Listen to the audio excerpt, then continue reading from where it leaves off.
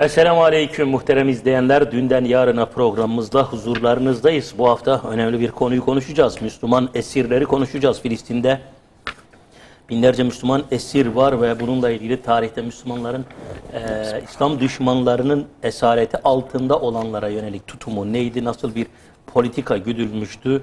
Bugün Müslümanlar ne yapabilir, neler yapmalıdır? İnşallah bunu değerli hocam Doktor Abdülkadir Turan'la konuşacağız. Evet hocam, Filistin'de Müslüman esirler var.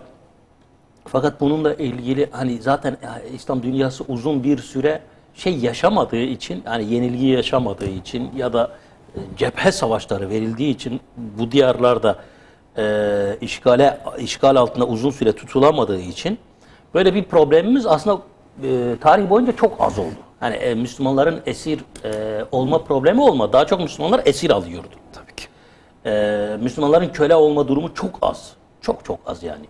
Fakat sonuçta bir süre bu topraklarda işte bir Moğol, bir Haçlı süreci yaşanmış. Yerleşmişler, kalmışlar. Bir 70-80 yıl boyunca mesela bir Kudüs'te bir Haçlı var, hükümranlığı var ve çevrede bulunan beldelerde de kurdukları kalelerine Müslümanlara yönelik taarruzlarda bulunmuşlar. Müslümanları esir etmişler. Şimdi biz Filistin'de şu an Müslüman esirler var. O sorunu konuşacağız ama geçmişte mesela yine bu coğrafyada, Filistin coğrafyasında Müslüman esirler konusunda İslam devletleri nasıl tutum takınmış? Ne yapmışlar? Ve bugün tabii ikinci bölümde de biz Filistinli esirler hususunda Müslümanlara düşen görevler nelerdir? Bunu da inşallah ikinci bölümde konuşuruz. Buyurunuz hocam. Teşekkür ediyorum. Ben şimdi gerçekten İslam alemi kabul edelim ki dünya nizamı içinde geldiği noktada esir, bir büyük hapishane noktasına getirilmiş İslam alemi. Bu büyük hapishane içinde Filistin bir hapiste, Filistinli esirler de o hapsin içinde hapiste. Evet, maalesef. Ve bu çok büyük bir zorluk. Yani Filistin'deki durum çok dehşet verici. Bütün İslam aleminin hali zaten ortada. Şimdi Filistin'in kendisi bir açık cezaevi. Ve bu açık cezaevinin içinde aileler açık cezaevinde. Aile reisleri, ailenin gençleri kapalı zindanlarda tutuluyor. Kapalı cezaevlerinde, zindanlarda tutuluyor. Bu ortaya çok hakikaten acıklı bir hal. Esaretten de farklı bir hal çıkarıyor. Eskiden esirler uzakta olurlardı. Oralarda zindanlara atılırlardı. Aileler bulundukları yerlerde Müslümanların ilgisine mazhar olarak yaşamlarını sürdürürlerdi. Ta ki o esir şehit edilinceye kadar, vefat edinceye kadar veya dönünceye kadar. Ama şu anda ikisi yan yana ama ayrı tutuluyor. Böyle bir garip bir... Evet. Daha kötü. Daha zor. Çok zor bir halle karşı karşıyayız hakikaten. Şimdi ve bu hakikaten ilgiyi hak ediyor. Bu meselenin konuşulmasını hak ediyor. Evet. Geçmişe bakmayı hak ediyor. Elbette Müslümanların esaretle ilgili tecrübeleri vardır ama Müslüman esir meselesi, Moğol meselesi hariç, Moğol istilası hariç genelde sınırlıdır. Yani Müslümanların esir olarak alınmaları genelde belli bir süreçle alakalıdır. Genelde Müslüman esirleri katletmeye kimse cesaret edememiştir. Onlara ağır şeyler yaşatma cesaret edememiştir. Zira İslam aleminin bunu cezalandırma gücü ve kabiliyeti vardı. Lakin şimdiki hal son derece farklı. Fakat Filistin'le alakalı hakikaten elimizde misaller var. Filistin, Kudüs deyince herkesin aklına elbette Selahaddin Eyyubi Hazretleri geliyor. Evet. Ve insan merak ediyor. Yani kendi tutumu nasıldı? Bunlardan biri hakikaten çok yönlü bugünkü Filistin meselesine benziyor. Bugün özellikle son 2 yılın Filistin meselesine daha da benziyor. Kimin örneği bu? Fakih İsa Ziyauddin el-Hekkari misali.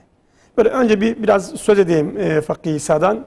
Sonra onun esir alma sürecinden, mesela hadi ona karşı tutumundan, onunla Filistin esirleri arasındaki bazı benzerliklerini de söyleyeyim inşallah. Şimdi Fakih İsa Hekkari aşiretine mensup, Hekkarili. Cizre'de ilk eğitimini alıyor. Bu çok yaygın bir misal. Cizre'de muhtemelen Nizamiye medreselerinin küçük bir şubesi vardı Cizre'de. Musul'da orta büyüklükte bir şubesi vardı. Cizre'de de bildiğimiz kadarıyla küçük bir şubesi vardı. Dolayısıyla orası bir ilim merkezi haline gelmiş. Fakih İshak kardeşiyle beraber burada eğitim almış. Oradan Halep'e geçiyor.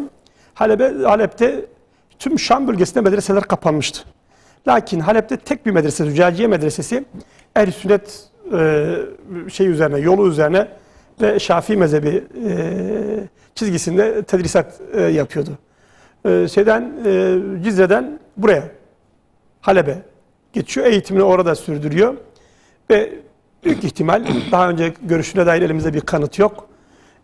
Burada Esedüddin Şerköh ile tanışıyor.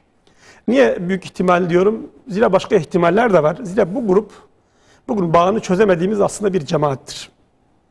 Bu çok Haçlı seferleri bizde hep modern anlamda müsteşrikler tarafından incelenip bizimkiler de hep onların izinden gittikleri için şu anda biz kavramları bile oturtmakta güçlük çekiyoruz. Yani biz Müslümanların Haçlılara karşı mücadelesini işlerken başlığı Haçlı seferleri koyuyoruz.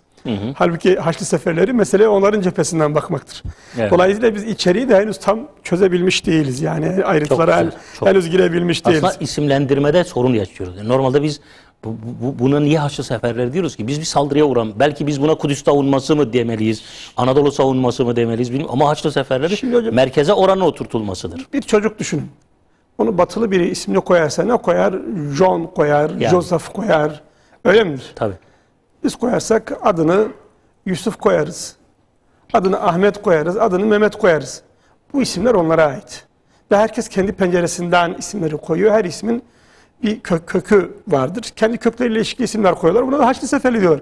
Vukuatlar, tarihi vukuatlar bu açıdan çocuklara benzer. Herkes kendi penceresinden isimini koyar. Şimdi meseleler de böyle. Biz şahsen çok uğraştım. Belli bir noktaya kadar geldim. Ve şu kanaatim bir kere oluştu.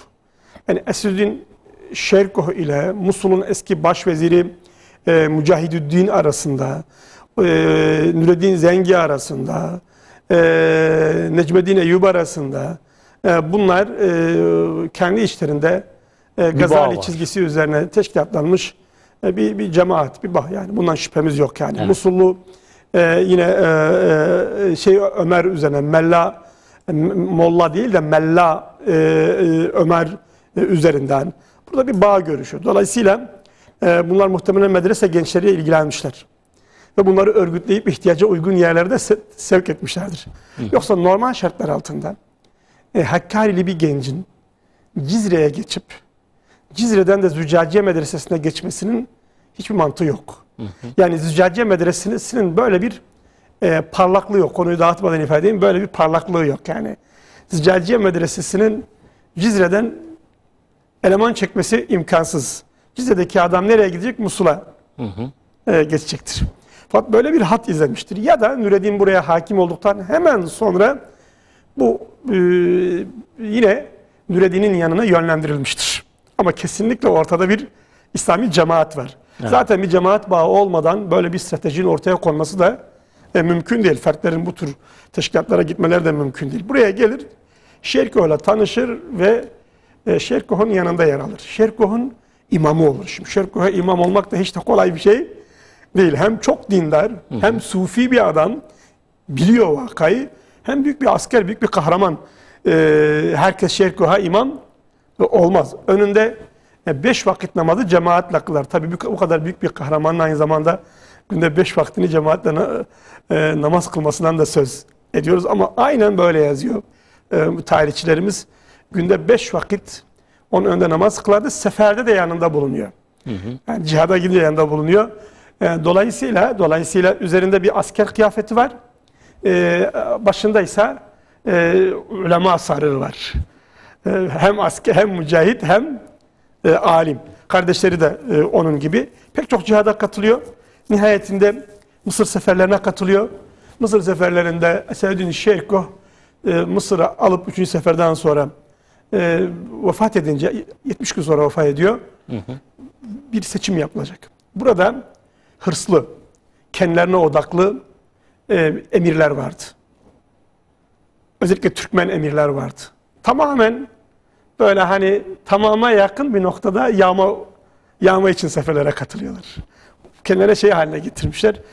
Allah rahmet eylesin, İmaduddin Zengi onların bu yönlerinden istifade etmek için onları orduya katmış. Anadolu'da şuur ehli bulmak hakikaten zordu. Ayrıca başka emirler var. Kurtlar sofrası böyle bir ortamda Fakih İsa el-Hakkari ortamı yönlendiriyor, yönetiyor. Kimisine diyor ki siz Kürtsünüz, Selahaddin'in akrabasısınız. Kimisine diyor ki efendim siz Türksünüz, Selahaddin'in dayısısınız. Malum Selahaddin'in annesi Türklerden dayısısınız Muhammed el-Harimi gibi. Velhasıl buradaki Müslüman cemaati, Türk ve Kürtleri bir araya getirip aralarındaki o en yetenekli kahramanı seçilmesini sağlıyor. Selahaddin'in sultan olmasını sağlıyor. Evet. O seçimi o yönetiyor. Büyük bir zeka. Fakat 1177'de Selahaddin'in Haçlılara yönelik ilk büyük seferlerinden birinde Mısır'dan sultan olduktan sonra hem Mısır hem Şam sultanı olduktan sonraki ilk seferlerinde ki Selahaddin'in yanında hem Takiyüddin Ömer var, Selahaddin o yeğeni, büyük kahraman, tarihi kahraman Takiyüddin Ömer var. Hem Takiyüddin Ömer'in veya başka bir yeğeninin Ahmet diye 13 yaşında bir oğlu dahi var yani. Ailecek geliyorlar bunlar cihada. Fakih İsa'da manevi hocaları olarak yanlarında ve mücahit aynı zamanda savaşıyor. Fakat Haçlıların ani baskınına uğruyorlar. Çölde ani bir baskına uğruyorlar. Askerler dağılıyor. Çölü tanımıyorlar. Yağmur yağıyor bu arada garip bir şekilde. Evet. Ve toz toprak içinde atlar sersemleyip binicilerini sağa sola savuruyorlar. Bizim Fakih İsa el-Hakkari de burada kardeşiyle beraber zannederim. Evet, kardeşiyle beraber, Ziyaüddin'le beraber çöle savruluyor. Bedeviler tarafından yakalanıyor. Şekline bakıyorlar. Bu Remle değil mi? Evet, evet, Remle. Remle Kudüs civarında bir yerdir. Ya bugünkü bu Ramallah civarındaki. Selahaddin'in tek yenilgisi deniyor. Evet, tek yenilgisi Haçlılara karşı açık tek yenilgisidir. Hayatının da tek yenilgisidir. Burada Bedeviler onu alıp şeye satıyorlar. Haçlılara satıyorlar. Bugün hani Birleşik Arap Emirlikleri, Suudi Arabistan, Filistinleri esir alıyor ya hocam. Başka ülkeler. Guantanamo'ya götürürlerken. Aynen, yani Filistin'de aynı şeyi alıyorlar, esir ediyorlar. Yani böyle bir işbirliği halinde bu Bedeviler bunu satıyorlar ve kıymetli bir esir. Fark ediyorlar. Onu Kudüs'e götürüyorlar. Orada zindana atıyorlar. Fakat bilge bir adam Hristiyan bir doktorla iyi bir temas kuruyor. O Hristiyan doktoru ondan istifade ederken, onun ilminden, birikiminden istifade ederken onu tedavi ediyor. Elinizde ölürse diyor, haliniz fena olur. Buradan çıkarıp bir tür ev hapsine, yani Kudüs içindeki bir ev hapsine alıyorlar. Ve Selahaddin onu 3 yıl sonra serbest bırakmak için, hep serbest bırakmaya çalışıyor ama inanılmaz bir şey bu. 60.000 dinar para ödüyor. Şimdi 60.000 dinar... Fidye gibi bir şey yani. O dönemdeki Harzemşahlar için hiçbir şey değildi hocam. Milyon dinar bütçeleri vardı. Fidye veriyor. Evet, fidye veriyor. Mısır eski Fatimilerin de öyleydi. Fakat Selahaddin o paranın, o hazinenin tümünü dağıtmıştı. Şöyle söyleyeyim, meselenin anlaşılması için Selahaddin Şam'dan, Mısır'dan Şam'a geçerken yolda bir vali ona soruyor. Efendim diyor, ne kadar paranız var? Şehirler çünkü diyor ya çok parayla alınır ya askerle alınır. Askeriniz az diyor, 1500 asker var yanında. Askeriniz az diyor. Paranız ne kadar var? 50.000 param var diyor. Adam dizine vuruyor. Benim de diyor 35.000 dinarım var diyor. Küçük bir kasabanın valisi bunu söylüyor. Naibi söylüyor. Yani bu bir Yalova kaymakamı falan da değil ha, onu söyleyin. Daha küçük bir yerin derler diye eskiden Yalova kaymakamı, şimdi Yalova büyük bir il oldu. Küçük bir ilçenin naibi, vali diyoruz ama bunlar vilayet değil aslında. Bunlar kasaba. Benim de diyor zaten 35.000 dinarıma alay ediyor yani aslında onunla. Şimdi 50.000 dinar bütçeyle sen ülke fethetmeye gidiyorsun ama 60.000 dinar bir esiri serbest bırakmak için veriyorsun. Burada bir şey daha var. Aldığın parayı kime veriyorsun? Haçlılara, düşmanına veriyorsun. Savaştığın adamı güçlendiriyorsun. Savaştığın adamı güçlendiriyorsun. Bu adamlar son derece yoksul Haçlılar. Böyle meteliğe kurşun sıkıyorlar. Yani 60 bin dinar onlar için hayati bir öneme sahip yani. Adeta onlara hayat vermiş görünüyorsun. Selahaddin'in en mühim özelliği Nureddin ile beraber stratejist olmasıdır. Taktiksel hareket etmeyi bilmesidir. Normal bir günümüzdeki selefçi zahiri meseleleri değerlendiren bir akılla gidersen Selahaddin ne yapıyor hocam burada? Haçlılara bütçe sağlıyor, doğru mu? Tabii. İhanet ediyor. Tabii. Ama Selahaddin... Yani bu kadar para verilmez. Bu kadar para verilmez. Bu çok büyük para. Şöyle söyleyeyim. Nureddin Zengin'in Haçlılara Şam'a hakim olduğunda ilk yıl Nureddin Hazretleri onlarla çatışmak istemiyor. Çok kuzeyden Bizans hücum halinde. Onları durdurmak için yılda 6.000, daha önce Şam yönetimi 6.000 dinar vergi veriyordu. 6.000, şimdi Şam yönetiminin Haçlılara verdiği yıllık vergi 6.000 dinar, tek bir esirin serbest bırakılması için verilen bütçe 60.000 dinar. Siz demişsiniz ki ya biz bu Şam yönetimini, Dımaşık yönetimini, Borileri yok edeceğiz. Ortadan kaldıracağız. Medine Eyüp ve Şerikot'ta bu işin içindeler. Bunlar Haçlılara vergi ödeyecek kadar zeliller. Siz bir esiri kurtarmak için onların verdiği verginin tam 10 katı kadar para vereceksiniz.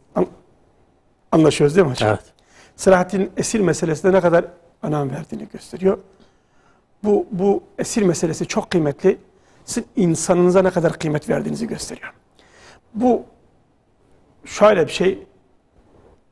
Müslüman esirin bedeniyle Müslüman belde burada aynı mahiyete sahiptir. Kudüs'ün istilasıyla Müslümanın esir edilmesi arasında bir benzerlik vardır. Nasıl ki Kudüs'ü kurtarmak bir davaysa, o esiri kurtarmak da öyle mukaddes bir davadır. Onu oradan çıkarmanız öyle mukaddes bir davadır. O da bir fetihtir. Selahaddin bu anlayıştadır. Bunun farkındadır. Bunun ümmetin sevgisini kazanacağından, akıl ehlinin sevgisini kazanacağından emindir. Ve bunun fethe vesile olacağından emindir. Dolayısıyla bu parayı vermekten çekinmemiştir. Ama sadece bu kez değil. Selahaddin güçlendiğinde, Kudüs'ü fethediyor, Akka önlerinde iken, orada bu sefer yine Hakkarililerden İbnül Meştub, Seyfeddin Ali bin Meştub el-Hakkari esir ediliyor. Onu kurtarmak için de 50.000 dinar veriyor. 50.000 dinar veriyor. Dolayısıyla Kudüs'ü fetih için koşturan bir Selahaddin, aynı zamanda kendi esirlerini kurtarmak için de o azimle, o şevkle, o iştiyakla koşturuyor ki ümmet onu o kadar seviyor. Ümmet ona o kadar muhabbet duyuyor. İbnül Esir gizli bir Selahaddin karşıtıdır. Zira Zengilerin Musul kentinin bir tarihçisidir. Meseleye oradan bakıyor. Buna rağmen diyor ki bazı insanlar var bir dünyaya bedeller diyor. Selahaddin'in verdiği para azdı bile diyor. Yoksa normalde diline dolayacak. Diyecek ki bu kadar parayı bir adamı için verdi. Mesele bir adamın meselesi değildir. Mesele fetih stratejisidir. Biraz şeye de benzemiyor mu? Resulullah Aleyhisselatü Vesselam Medine'deyken Müslüman kadının başörtüsü çekildiğinde, yırtıldığında namazı kılmayın demesine. Yani namaz gibi bir ibadete asla şey yapmamış ama orada bir Müslüman kadına saldırı, onu korumak için gerektiğinde namazı kılmayın, biz orada kılacağız deyip denir yani akşam ezanı neredeyse akşam vakti girecekti. Bu yani yanındaki kişiye değeri gösterme açısından Resulullah Aleyhisselam'ın da Müslüman kadını koruma açısındaki şey, bilmiyorum, ben böyle bir benzerlik kurdum. Elbette yani Müslüman insanın burada bedeninin kurtarılması meselesi var, korunması meselesi var. Esir meselesine Selahaddin Hazretleri buradan yaklaşmış. Hakikaten Müslüman esirleri kurtarmak için çok özel bir çaba harcamış ve esirler her kurtarıldığında ümmet bundan mutluluk duymuştur. Bundan bir keyif almıştır. Bu cihada gidişi de teşvik etmiştir. Zira sultanın bu konuda kendi askerlerine kıymet verdiğini, onlara değer verdiğini ortaya koymuştur. Dolayısıyla bugün Müslüman esirler meselesine, Müslüman mahpuslar meselesine pencereden bakmak gerekiyor. Bu salt bir böyle hani salt bir insanı kurtarma değildir. Aynı zamanda Müslümanların bir tür onurunu kurtarmadır, şerefini kurtarmadır. Selahattin bunu yapmaktan, Filistin toprakları üzerinde bunu yapmaktan hiç çekinmemiştir. Evet hocam, biz ikinci bölümde o zaman Filistin'i ikinci bölümde konuşalım. Aynen, yani o topraklarda bundan 800 yıl önce yaşayanlar böyle davrandılar. 800 yıl sonra yine esirler var Filistin topraklarında, Kudüs'te. Bakalım Müslümanlar nasıl davranıyor ve nasıl davranmalı, aslında en önemlisi o, nasıl davranmalı. İkinci bölümde efendim Filistinli esirlerin durumunu konuşacağız. Evet hocam, 800 yıl önce böyleydi. Geldik bugünlere. Filistin'de şu ana kadar binlerce Filistinli esir var. Son 2021 itibariyle Siyonist zindanlardaki Filistinli esir sayısı 4600. Habire gözaltı adı altında. Böyle hiç gerekçeye gerek kalmıyor aslında. Gidiyor adamın hem evine konuyor, hem evini işgal ediyor. Evini işgal edene direndiği için onu da içeri atıyor. Ya böyle bir şey var mı yani? Hem evine çöküyor, hem işte zeytinliğine çöküyor, toprağına çöküyor. Yapma dediğinde diyor ki mukavemet diyor. Bu sefer aylarca tekrar çeşitli binlerce Filistinli şu ana kadar gözaltı adı altında. Cezaevinde çok uzun süreli tutukluluk süresi var. Ve buna karşı Müslümanlar pek bir şey de yapamıyor açıkçası. Görünen o ki çok bir şey üretemiyoruz. Selahattin devletin hazinesini bağışlayacak kadar bir kişi için biz binlerce esirden bahsediyoruz. Buyurun hocam, Filistin'i konuşalım biraz daha. Aynen hocam. Şimdi yaklaşık 850 yıl geçmiş, 842 yıl falan geçmiş, 44 yıl geçmiş. Aradan sonra, bu süreçten sonra, Fakih İsa el-Hekkari'nin serbest bırakılma sürecinden sonra ve şimdi Müslümanlar yeniden esir alınıyor.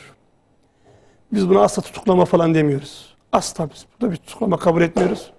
Bu doğrudan bir esir alma sürecidir.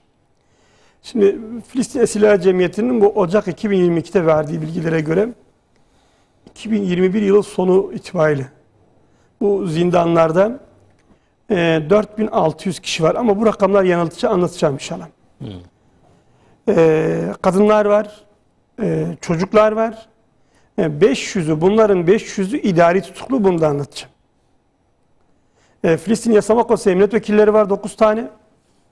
Fakat şöyle düşünelim, 1967'den bu yana, yani Kudüs'ün istila edildiği ve İsrail'in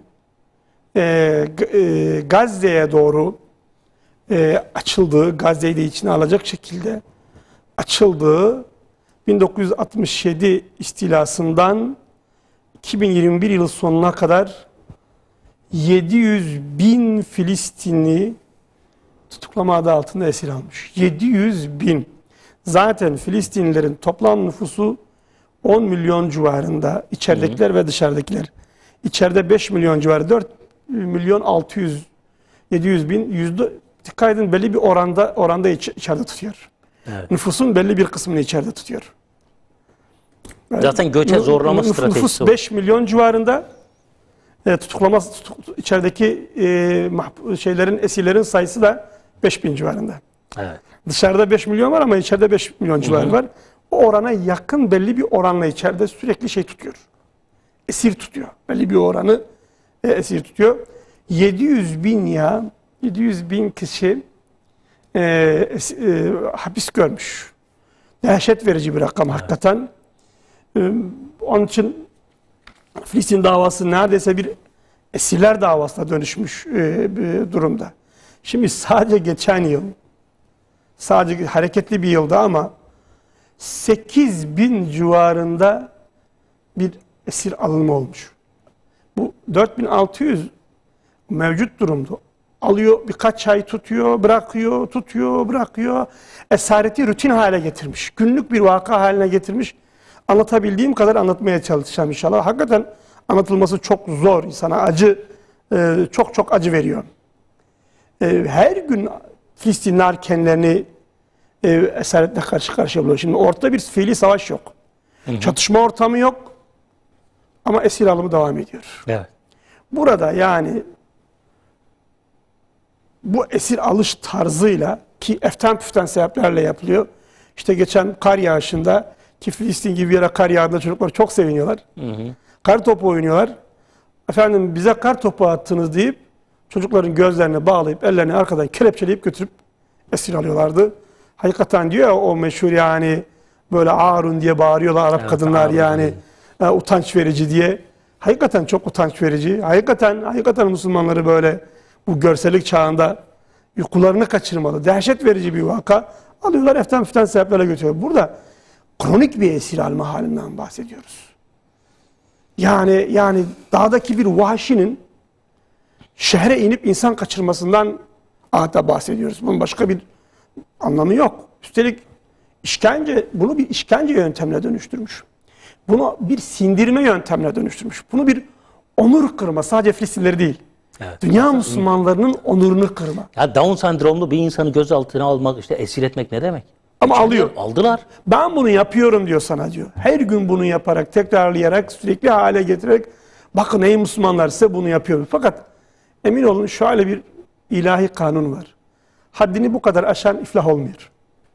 Bunu İsrail'de bir kısım Yahudi dahi fark ediyor. Evet. Yaptığınız diyor haddini aşma noktasına geldi. Müslümanların elleriyle bunlar tükenmezlerse işlerindeki fuhuşattan, fesattan bunlar tükenecektir. Bin haham onları kurtaramayacak. Çünkü bu tükeniş noktasıdır. Haddi aşma noktasıdır. Esaretli bir şey haline, bir sindirme taktiği haline getirme. Buna Moğol dayanamamıştır. Şimdi Cengiz Han'ın oğullarına geçtim Moğol tarihini işlerken Ogeda'ya geldim. İlk onun ilk halefi adam hemen Müslümanlara yaptığı zulmü gevşetiyor. Dayanamıyor. Diyorlar ki gizli Müslüman olmuş. Aleyhinde propaganda yapıyorlar. Ama yine gevşetiyor. Zira zulmün bir noktası vardır. İsrail'de hakikaten zulüm doruğa çıktı ve bu iş sürdürülemez hale geldi Filistin'de. Şimdi burada bir de bir idari tutuklama vakası var ki bu da çok dehşet verici. İdari tutuklama şu. Burada İsrail'in ordu demiyoruz ama o Siyonist yapısı mahkemelerle işbirliği yapıyor ve istihbaratla işbirliği yapıyor. Diyor ki A şahsı riskli olabilir. A şahsı riskli olabilir diye bu istihbarat ve bu silahlı çete grubu bir ihbarda bulunduğunda mahkeme hakkında tutuklama emri veriyor. Gidiyorlar onu esir alıyorlar. Savunma yok. Avukatlar hiçbir şekilde durumu, vaziyeti öğrenemiyorlar. Ve bu şekilde orada tutuluyor. Mahkemesiz tutuluyor. Her 6 ayda bir de onun o hali, o esaret hali uzatılıyor. Ne kadar uzuyor derseniz bu Hamas'ın önderlerinden biri için 15 yıl sürmüş yani bakın. 15 yıl boyunca bir Hamas yetkilisi Hatim Kafişa diye bir Hamas yetkilisi 15 yıldır idari tutuklama adı altında esir ediliyor. Yani şöyle bizim seninle ilgili bildiğimiz bir suçun yok diyorlar. Bugüne kadar İsrail'e karşı bir fiili mücadeleni görmüyoruz. Lakin biz seni riskli biri olarak görüyoruz. Riskli olarak gördüğümüz için seni hapse atıyoruz. Yani yok böyle bir şey. Hakikaten yok. Suç işleyebilirsin. Suç işleyebilirsin diyor. Şimdi 500 tane de böyle esir var bu arada. 500 tane böyle esir var. Bu mesele geçenlerde epey bir gündeme geldi bu. Ebu Havaş diye bir yetkili. Bunu tabii gelip Gazze'den alamıyor. Ramallah'tan yapıyor. Yani Ramallah'taki bu Filistin yönetiminin gelip Ramallah'ın içinden alıp götürüyor. Yani değil ki bunları sadece Kudüs'ten alıyor. Kudüs'ün çevresindeki köy ve kasabalardan alıyor. Bu FK yönetimindeki yani El Fetih yönetimindeki Ramallah'ın içinden adam götürüyor. Ebu Havaş diye bir Filistinli esir protesto etmek için bu durumu 141 gün açlık grevinde kaldı. Nihayetle ölüm döşeğinde 6 Ocak'ta dediler ki biz Şubat'ta bırakacağız. ve o şekilde bitirdi. Hala bırakılmış da değil bu arada yani. Şimdi facianın hakikaten büyüğü anlatılamayacak kadar büyük, dil dönmeyecek kadar facia büyük. Şimdi az önce bahsettim. 700 bin Filistinli dedik ki bugüne kadar esir alınmış 1967'den bu yana. Bunun 50 bini idari esir. Yani herhangi bir suçun atfedilmediği. Suç işleme ihtimali var denerek. Suç bu arada cihattır. Allah yolunda cihattır.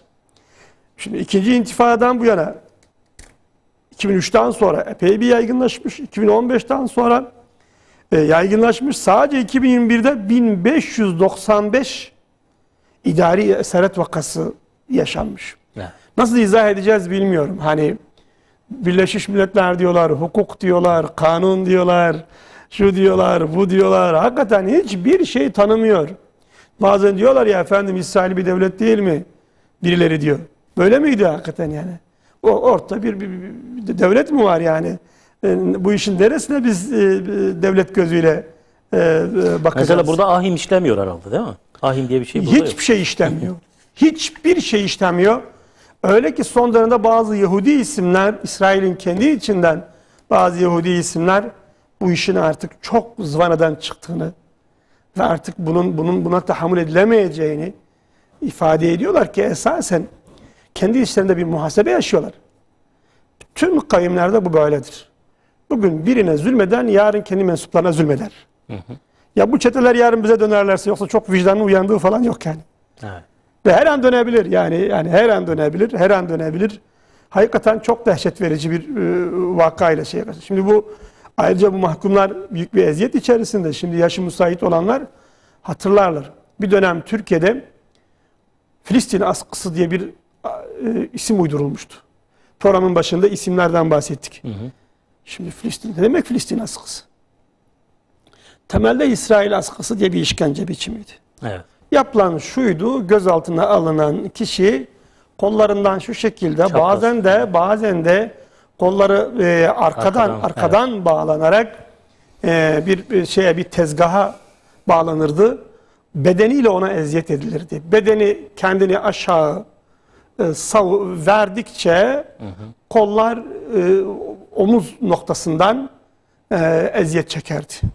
Ve bu gittikçe dayanılmaz bir hale gelirdi. Ta ki kollar kansızlıktan uyuşuncaya kadar bu böyle devam ederdi. Bizzat Siyonistler buraya geldiler.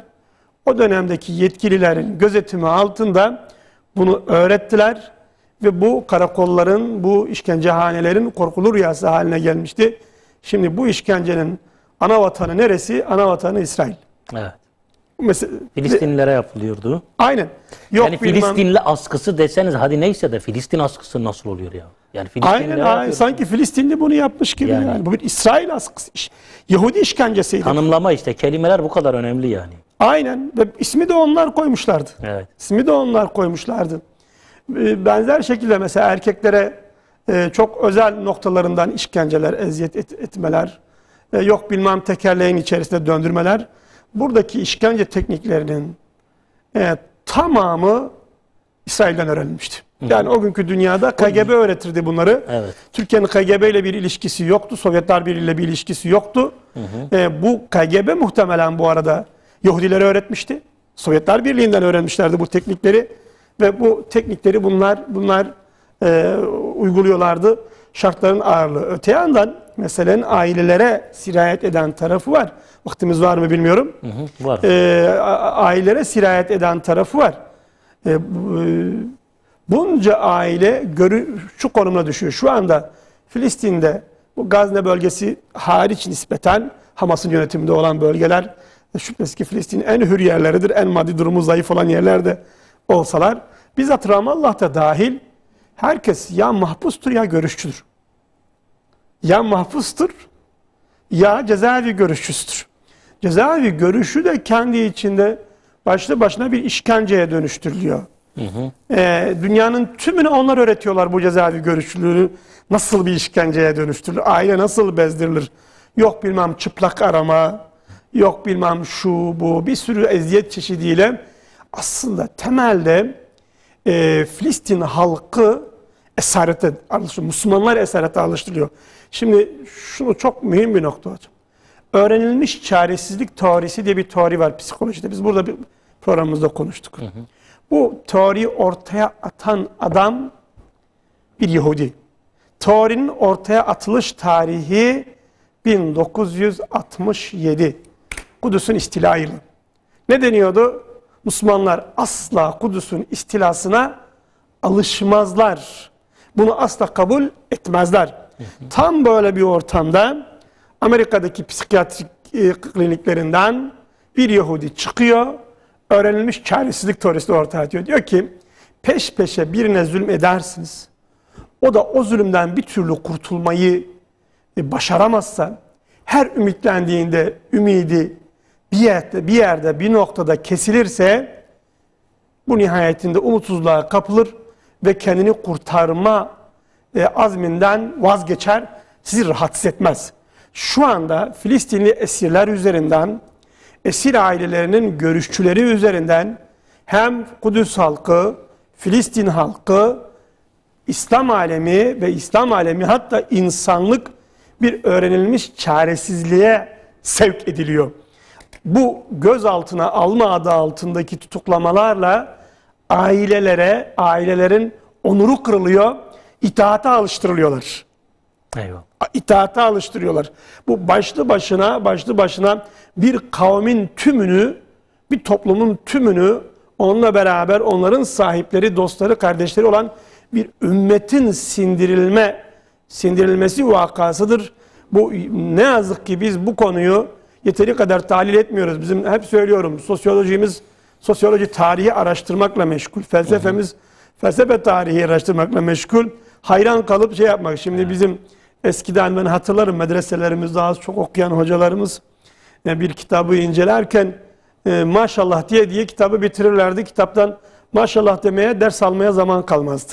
Ben çok acayip takılırdım yani çok keyiflenirdim onları izlerken. Derdim ki şimdi maşallah demeye başlar. Kitabı okuyor maşallah. Ne büyük alimmiş maşallah, ne büyük alimmiş. Arkadaş sen nesin? Evet. Sen bize ne getiriyorsun? Hiç bu noktaya hiç gelmiyordu. Şimdi biz de Batı'nın sosyologlarını, Batı'nın psikologlarını övmekten biz ortaya bir eser ortaya koyamıyoruz. Şahşalarını anlatmaktan. Evet. Bu öğrenilmiş çaresizliğin ya balon olduğunun delili Yahudi tarihidir. Madem yani acı çekince vazgeçiyorsunuz. Yahudiler binlerce yıldır Filistin'e gelme davası güdüyorlardı. Niye vazgeçmediler? Niye bu öğrenilmiş çaresizliğe dönüşmedi? Kapalı, yani. Siz de öğrenin bakalım. Yani değil mi? Ama bunu sadece bizim değil. Bizim buradaki psikoloji servislerinin buna cevap vermesi gerekiyor. Hani nerede? Böyle bir şey olsaydı Yahudiler zaten olurdu. Dolayısıyla bizim henüz İsrail'le mücadele stratejimiz yok. Eğer psikolojimiz, eğer sosyolojimiz, eğer tarihimiz bir ordu gibi çalışıyorsa strateji vardır. Aksi halde yoktur.